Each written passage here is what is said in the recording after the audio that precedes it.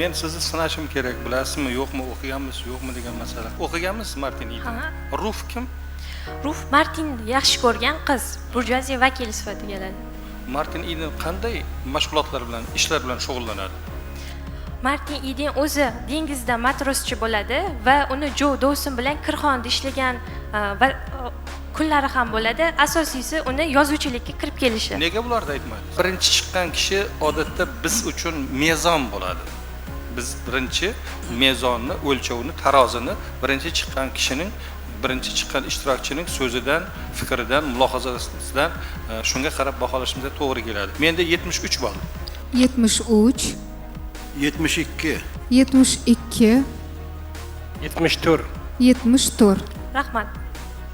73 ballingiz bor. Jahon adabiyoti namoyandalaridan biri bo'lgan Jek London, Kaliforniya shtati San-Fransisko shahrida fermer oilasida tavallud topgan. Jek London matros bo'lib, yana turli ishlar sababli ko'plab mamlakatlarga borgan. Jek Londonning asarlarida shimoliy o'lkalar hayoti, qolaversa insonga ishonch, hayot uchquni asarlarida kurashuvchanlik ruhi ko'proq aks etadi. Jek Londonni ayniqsa Martin Eden asari uni nomini butun dunyoga mashhur qilgan asari hisoblanadi.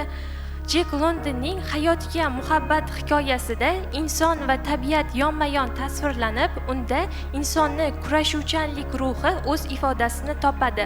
Asarda bir oyog'i o'sha yaralangan sherigini Bill tashlab ketadi va o'sha bizga ismsiz tuyulgan odam sahroda qolib bo'ri bilan olishuvi tasvirlanadi. Bunda inson uchun eng qimmatli narsa bu oltin emas, balki hayotda yashab qola olish, kelajakka intilish tuyg'ulari bizga o'rnak bo'lsa, Martin Eden asarida Martin obrazi orqali muvaffaqiyat yo'lidagi qiyinchiliklar, inson sabr matonati bilan birgalikda Jek London o'sha paytda o'zini kibor jamiyat vakillari hisoblaydigan burjuaziya vakillari ustidan tanqid qiladi. Ya'ni Martin o'qib izlanish orqali o'zi intilgan, ustiyalroq, ichqatroq bo'lgan jamiyat vakillaridan o'zib ketganini ham bilmay qoladi.